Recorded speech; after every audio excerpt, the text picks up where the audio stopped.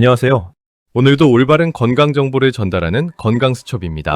시청 전에 구독과 좋아요 부탁드립니다. 그럼 시작하겠습니다. 가장 위험할 수 있는 건 통증이 아니라 안심입니다. 안 아프니까 괜찮다고 생각하고 계신가요?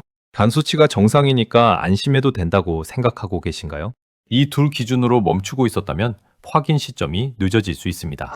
특히 지방간, B형간염, C형간염, 간경변처럼 위험군에 들어가는 분들은 기준이 달라질 수 있습니다. 증상이 조용해도 확인 일정이 더 중요해지는 구간이 있기 때문입니다. 오늘은 세 가지를 정확히 잡아드리겠습니다.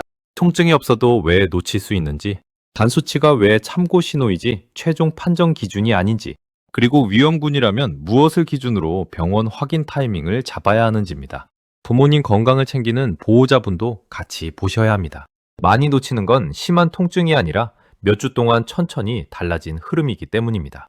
먼저 가장 많이 하는 오해부터 짚고 가겠습니다. 간암을 포함한 간질환 이야기에서 많은 분들이 먼저 보는 건 통증입니다. 배가 아프면 병원에 가야겠다고 생각하고 안 아프면 조금 더 지켜보자는 쪽으로 기웁니다. 이 판단 자체가 완전히 틀렸다는 뜻은 아닙니다. 문제는 간에서는 이 기준만으로는 놓칠 수 있는 경우가 있다는 점입니다. 간은 이상이 있어도 초기에 통증이 뚜렷하지 않은 경우가 있습니다.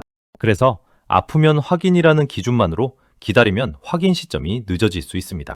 특히 시니어는 피로, 식욕 저하, 체중 감소 같은 변화를 나이 탓이나 컨디션 탓으로 넘기기 쉽습니다. 여기서 중요한 기준은 증상 하나의 세기보다 패턴입니다. 예전보다 더 쉽게 피곤해지는지, 쉬어도 회복이 느린지, 식사량이 줄어든 기간이 길어지는지, 의도하지 않았는데 체중이 줄어드는 흐름이 있는지, 오른쪽 윗배나 명치 쪽 묵직함이 반복되는지, 이런 흐름은 통증이 강하지 않아도 확인 기준이 될 수 있습니다. 또 하나 많이 헷갈리는 게 간 수치입니다. 검진에서 AST, ALT 같은 수치가 괜찮다고 들으면 마음이 놓입니다. 간 수치는 매우 중요하지만 간의 염증이나 손상 신호를 보는 참고 지표에 가깝습니다. 쉽게 말하면 차의 경고등 중 하나를 보는 느낌입니다.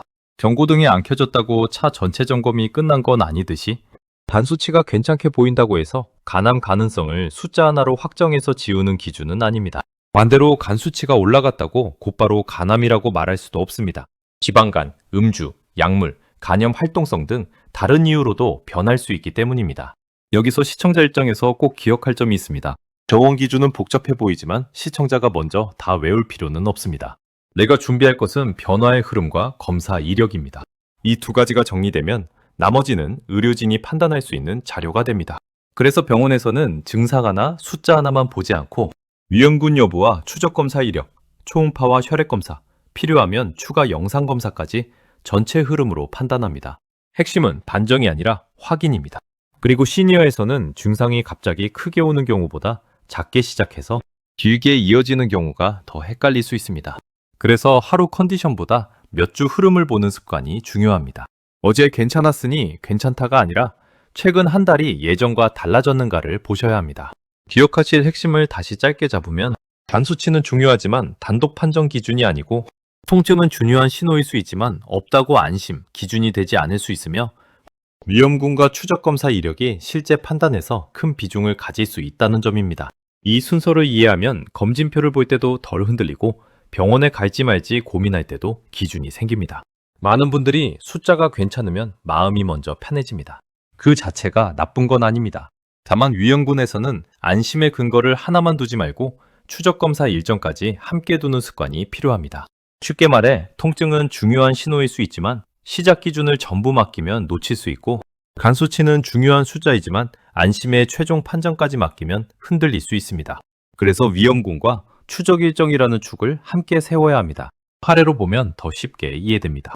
첫 번째는 본인 입장에서 흔한 경우입니다. 60대 후반 한 분이 있었는데 평소 활동량이 적지 않고 크게 아픈 데도 없었습니다. 그런데 어느 시점부터 밥량이 줄었습니다. 처음에는 그냥 입맛이 없다고만 느꼈습니다. 배가 심하게 아픈 것도 아니고 열이 나는 것도 아니라서 대수롭지 않게 넘겼습니다. 하지만 몇 주가 지나도 흐름이 돌아오지 않았습니다. 쉬어도 피로가 예전처럼 회복되지 않고 식사량이 줄어든 날이 늘고 체중도 천천히 빠졌습니다. 본인은 나이 들면 이럴 수 있지라고 생각했고 가족도 요즘 좀 피곤하신가 보다 정도로 봤습니다. 이때 놓치기 쉬운 지점이 바로 기간과 방향입니다. 심한 통증이 없더라도 변화가 계속 같은 방향으로 이어지면 확인 기준으로 가져가야 합니다. 두 번째는 검진표 때문에 안심이 커지는 경우입니다. 검진에서 간 수치 괜찮네요 라는 말을 들었습니다. 그래서 마음이 놓였습니다. 그런데 이분은 P형 간염 보유자였고 예전에 하던 추적 검사를 최근 몇 번 건너뛴 상태였습니다. 이 상황에서 핵심은 검진표 한 장보다 위험군 관리 기준입니다. 위험군이면 증상이 없고 간 수치가 괜찮아 보여도 정기 추적 검사 자체가 관리의 중심이 됩니다. 보호자 입장에서는 부모님이 괜찮다고 하셔도 통증 질문만 반복하기보다 변화 질문으로 바꾸는 게 도움이 됩니다. 예전보다 덜 드시는지, 체중이 줄었는지, 기운이 떨어졌다는 말을 자주 하는지, 눈이나 피부색이 달라 보인 적이 있는지, 소변색이나 배부름 느낌이 달라졌는지 이렇게 물어보면 진료실에서 필요한 정보가 훨씬 정리됩니다. 이제 가장 중요한 판단 기준과 응급 신호를 나눠보겠습니다.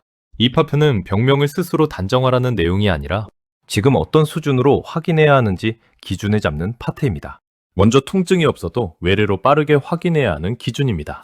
첫째, 위험군인데 추적 검사를 오래 하지 않은 경우입니다. 지방간, P형 간염, C형 간염, 간경변 병력이 있는데 정기 추적 검사 간격이 늘어졌거나 중단된 상태라면 증상이 조용해도 확인을 미루지 않는 게 좋습니다. 이 경우에는 지금 안 아프다는 사실보다 추적 일정이 비었다는 사실이 더 중요할 수 있습니다. 둘째, 최근 몇 주에서 몇 달 사이 변화가 반복되는 경우입니다.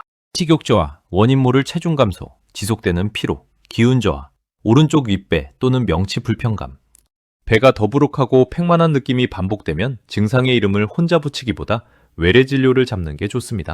특히 예전보다 더 자주, 더 오래, 더 쉽게 생긴다면 기록해서 가져가셔야 합니다. 셋째, 황달 의심이나 색 변화가 새로 생긴 경우입니다. 눈 흰자나 피부가 누렇게 보이거나 소변색이 평소보다 진해졌거나 배가 붓는 느낌이 새로 생기거나 지속된다면 지켜보기만 하기보다 빠르게 진료를 연결하는 쪽이 안전합니다.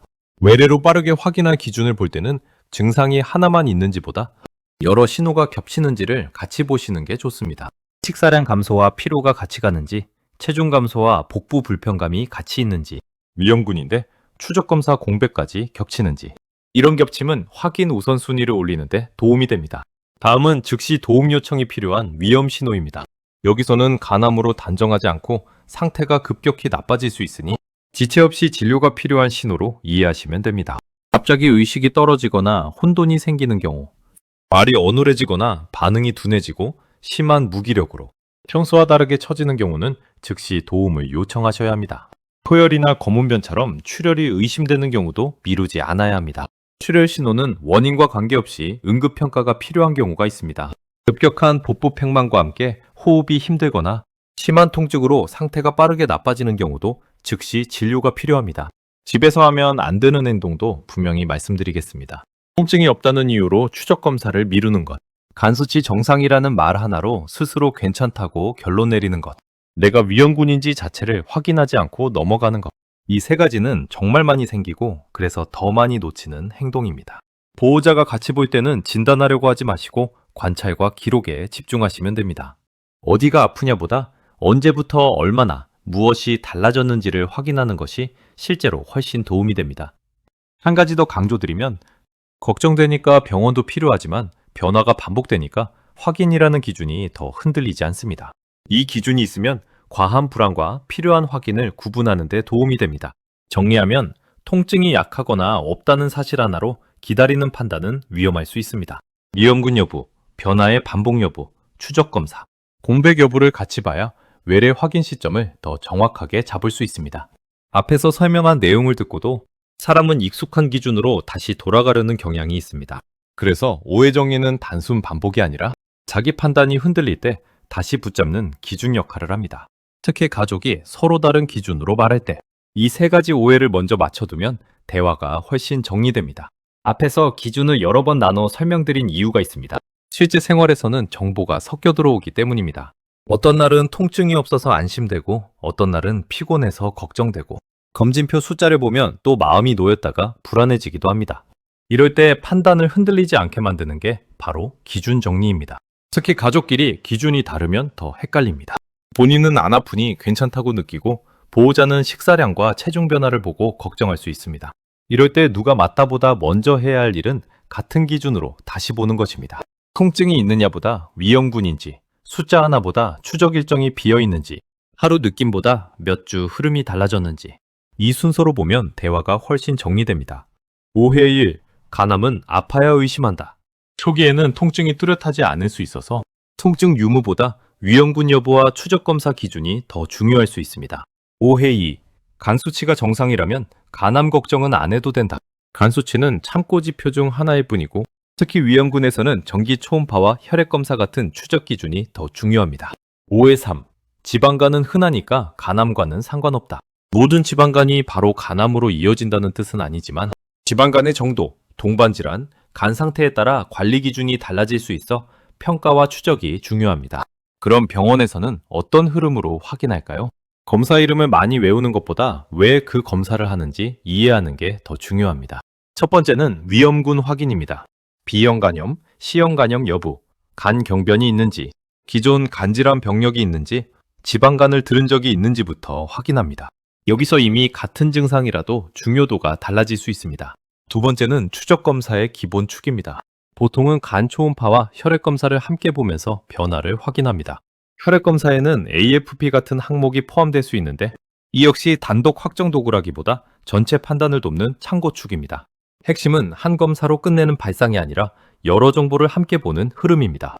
세 번째는 추가 확인 단계입니다.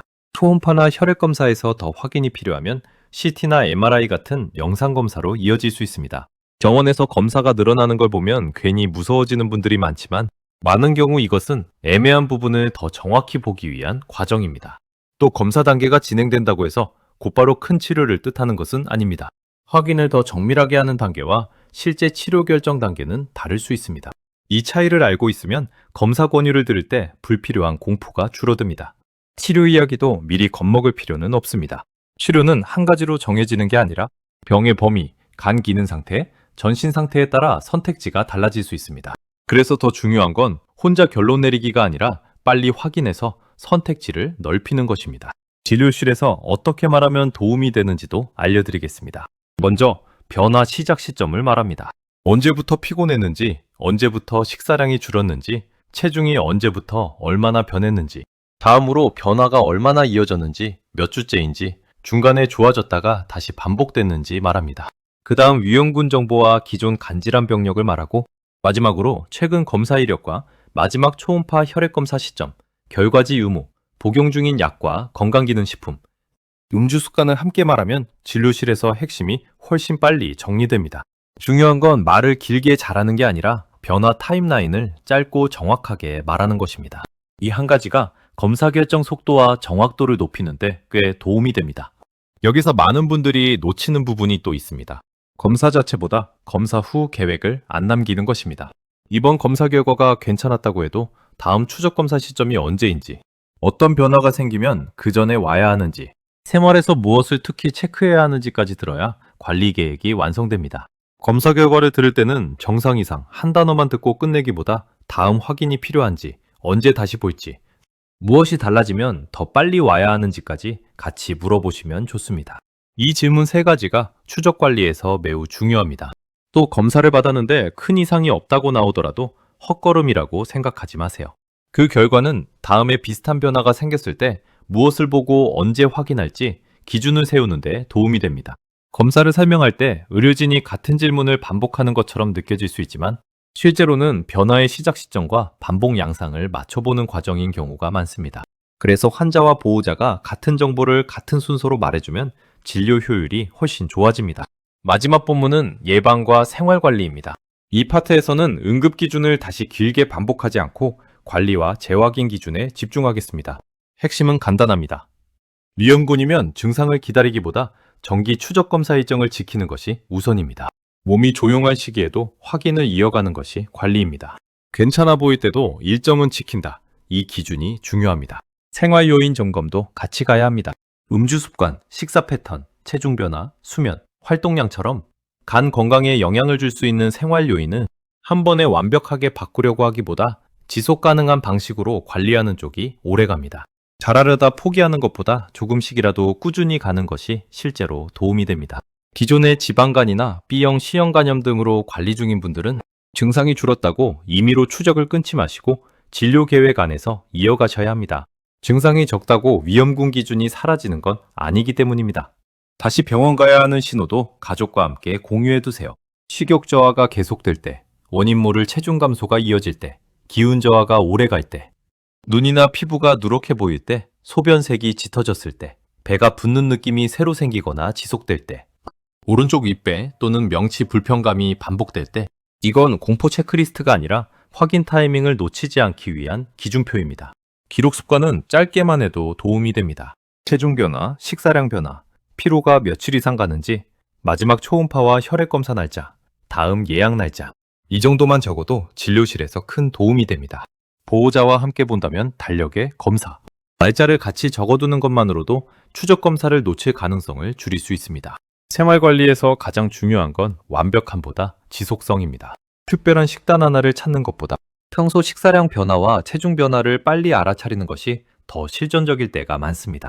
몸이 보내는 작은 변화는 생활 기록에서 먼저 보이는 경우가 많기 때문입니다. 보호자분들은 부모님이 병원 가기를 부담스러워 하실 때 큰 병 이름으로 설득하기보다 요즘 달라진 흐름만 확인하자고 말하는 편이 좋습니다. 진단이 목적이 아니라 기준 확인이 목적이라는 점을 분명히 하면 거부감이 줄어드는 경우가 많습니다. 또 한 번 좋아졌다고 끝났다고 생각하지 마시고 반복되는지 다시 나타나는지도 보셔야 합니다. 반복은 진료실에서 중요한 정보가 됩니다. 여기서 한 가지 실전 포인트를 더 드리겠습니다. 많은 분들이 병원에 갈지 말지를 결정할 때 증상이 심하냐만 보는데 실제로는 심한지보다 변화가 이어지느냐가 더 도움이 되는 경우가 많습니다. 특히 위험군이라면 더 그렇습니다.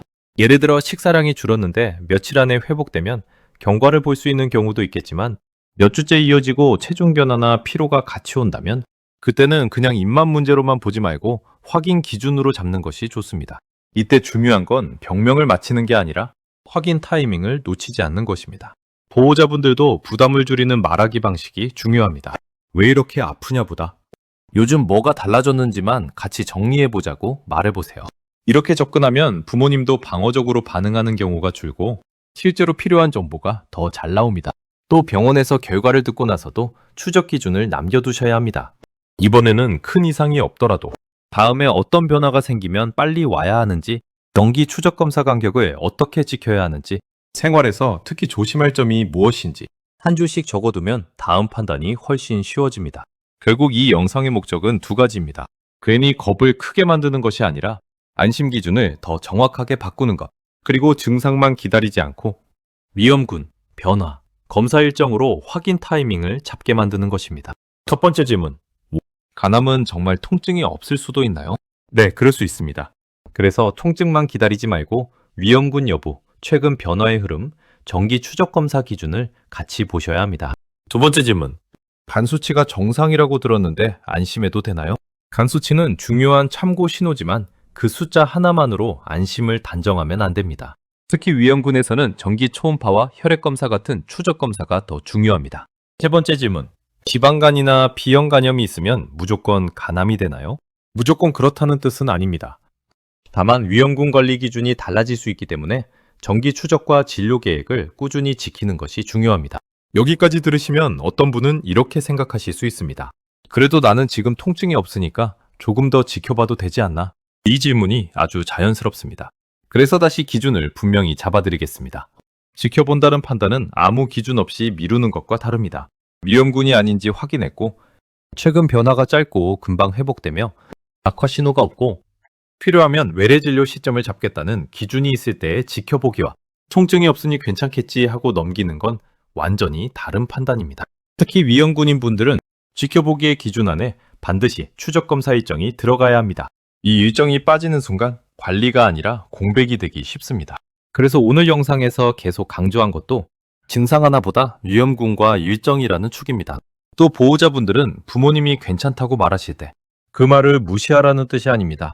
다만 괜찮다는 느낌과 실제 변화 기록은 다를 수 있으니 두 가지를 같이 보자는 뜻입니다. 본인의 느낌은 존중하고 변화의 기간과 반복은 따로 확인하는 방식이 가장 현실적입니다. 그리고 병원에 갔을 때 너무 긴장해서 말을 못하는 분들이 많습니다. 그럴수록 문장 3개만 준비해도 충분합니다. 언제부터 달라졌는지, 무엇이 달라졌는지, 마지막 검사가 언제였는지, 이 3문장만 말해도 진료의 출발점이 훨씬 좋아집니다. 생활관리도 마찬가지입니다. 완벽한 식단표를 만드는 것보다 식사량이 줄어드는 흐름을 놓치지 않는 것, 체중이 의도치 않게 줄어드는 흐름을 빨리 알아차리는 것, 피로가 회복되지 않는 기간을 기록하는 것이 오히려 더 실전적인 관리가 될 수 있습니다.